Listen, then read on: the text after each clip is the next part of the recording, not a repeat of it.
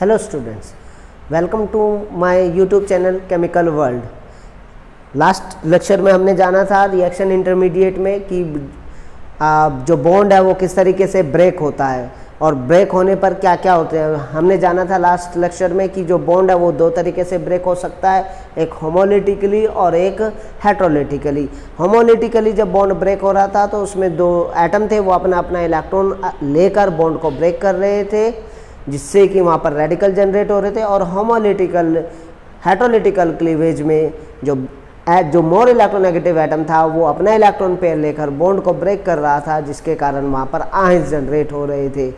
तो आज हम उसी को कंटिन्यू करेंगे, हेटेरोलिटिक क्लीवेज को, कि किस तरीके से जो आयंस है वो जनरेट होते हैं। जब भी सपोज करो ये हमारा एटम है, मॉलिक्यूल है ए बी, और ये बॉन्ड ब्रेक करेगा हेटेरोलिटिकली, तो यहाँ पर दो आयंस जनरेट होंगे, एक ए और ए पॉजिटिव और बी नेगेटिव। जो ए पॉजिटिव होगा वो कैटायन होगा और बी नेगेटिव जो है वो एनायन होगा। तो अगर ये स्पीसीज इनमें से, इन आयंस में से किसी भी के अंदर जो है वो कार्बन प्रेजेंट हुआ तो वो कहलाएगा कार्बोकैटायन या फिर कार्बोएनायन। तो डिटेल में आज हम यही चीज़ पढ़ेंगे कि कार्बोकैटायंस क्या होते हैं, व्हाट आर कार्बोकैटायंस, इनकी स्टेबिलिटी क्या होती है, इनकी रिएक्टिविटी क्या होती है, ये किस किस रिएक्शन में फॉर्म होते हैं एज अ इंटरमीडिएट, वो सब हम इस वीडियो में डिटेल से जानेंगे। तो सबसे पहला हमारा जो टॉपिक है वो है carbocation. Carbocation, the species in which carbon having positive charge are known as carbocations। तो ऐसी स्पीसीज जिनमें कार्बन एक पॉजिटिव चार्ज कैरी करे, एक यूनिट पॉजिटिव चार्ज कैरी करे, उन्हें हम बोलते हैं कार्बोकैटायंस। इसमें जो कार्बन होती है वो ट्राइवैलेंट होती है और उसके अंदर 6 इलेक्ट्रॉन होते हैं। और ये जो कार्बोकैटायंस में जो कार्बन होती है वो इलेक्ट्रॉन डेफिशिएंट होती है और इसीलिए ये इलेक्ट्रोफाइल की तरह बिहेव करते हैं। ये इलेक्ट्रॉन डेफिशिएंट हैं, तो ये इलेक्ट्रॉन पेयर एक्सेप्ट कर सकते हैं, इसीलिए इनको हम क्या बोलते हैं, लुईस एसिड। तो कार्बोकैटायन जो होते हैं वो लुईस एसिड की तरह बिहेव करते हैं क्योंकि ये एक इलेक्ट्रॉन पेयर एक्सेप्ट कर सकते हैं। जो कि इसमें जो 6 इलेक्ट्रॉन्स होते हैं, सेक्सटेट का मतलब होता है 6 इलेक्ट्रॉन्स, सेक्सटेट का मतलब होता है 6 इलेक्ट्रॉन्स। और ये जो 6 के 6 इलेक्ट्रॉन होते हैं वो पेयर्ड होते हैं, और इसी वजह से जो कार्बोकैटायंस होते हैं वो डायमैग्नेटिक इन नेचर होते हैं। मतलब ये एक्सटर्नल मैग्नेटिक फील्ड में जो है वो अट्रैक्ट नहीं होंगे। नाउ अब हम जानेंगे shape and structure of carbocation. जो शेप होती है कार्बोकैटायन की वो ट्राइगोनल प्लेनर होती है, और जो हाइब्रिडाइजेशन होती है कार्बोकैटायंस में कार्बन की वो sp2 हाइब्रिडाइजेशन होती है।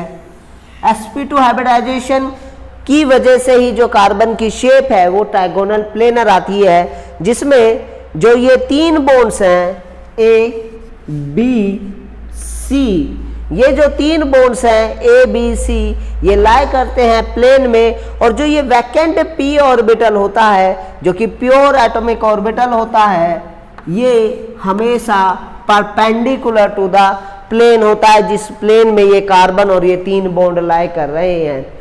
ये प्योर p एटॉमिक ऑर्बिटल जो कि वैकेंट है, एक लोन पेयर एक्सेप्ट कर सकता है, जिसके कारण जो कार्बोकैटायंस है वो लुईस एसिड की तरह बिहेव करते हैं। और ये जो प्योर एटॉमिक ऑर्बिटल है ये लूमो कहलाता है। LUMO means lowest unoccupied molecular orbital. इसी मॉलिक्यूलर ऑर्बिटल में एक्सेप्टेंस होती है एक इलेक्ट्रॉन पेयर की, जो कि इसको स्टेबिलिटी प्रोवाइड करता है। तो हमने जाना कि जो शेप होती है कार्बोकैटायंस की वो ट्राइगोनल प्लेनर होती है, जिसमें कार्बन sp2 हाइब्रिडाइज होता है। पर ये बात ऑल केसेस में ट्रू नहीं है, एक एक्सेप्शनल केस भी है जहाँ पर कार्बन प्लेनर शेप में नहीं होता। तो वो एक्सेप्शन है हमारा ट्राइफिनाइल कार्बोकैटायन।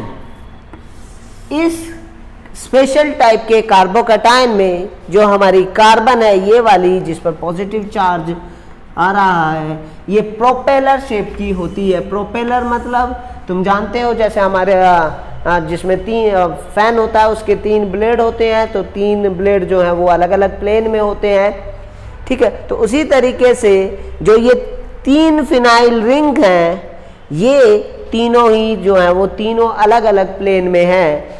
क्यों ये तीनों अलग अलग प्लेन में होती हैं? इसका रीज़न है ये ऑर्थो हाइड्रोजन, ये 6 ऑर्थो हाइड्रोजन जो कि इलेक्ट्रॉनिक रिपल्शन क्रिएट करती हैं, जिसके कारण जो ये तीनों फिनाइल रिंग है वो आउट ऑफ प्लेन हो जाती है। एक फिनाइल रिंग प्लेन में रहती है, दूसरी आउट ऑफ प्लेन जाती है, बिलो द प्लेन, और जो एक फिनाइल रिंग है वो अबव द प्लेन। ये वाली phenyl ring, this one is towards the observer, this phenyl ring towards the observer, and this one is away from the observer.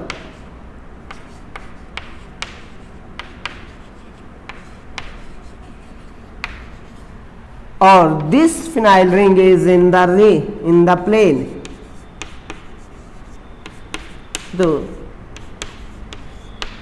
तो ये तीन फिनाइल रिंग जो हैं वो एक इस ट्राइफिनाइल कार्बोकैटायन को एक प्रोपेलर शेप देते हैं।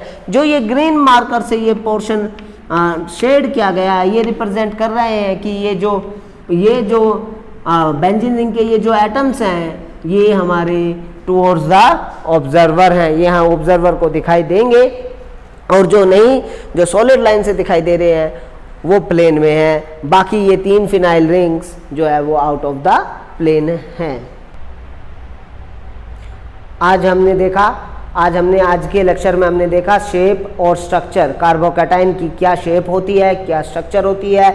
हमने जाना कि एक एक्सेप्शनल केस है जिसमें जो कार्बोकैटायन की शेप है वो प्रोपेलर होती है। जनरली वैसे कार्बोकैटायन sp2 हाइब्रिडाइज्ड शेप के sp2 हाइब्रिडाइजेशन के होते हैं, जो कि उनको ट्राइगोनल प्लेनर शेप देती है।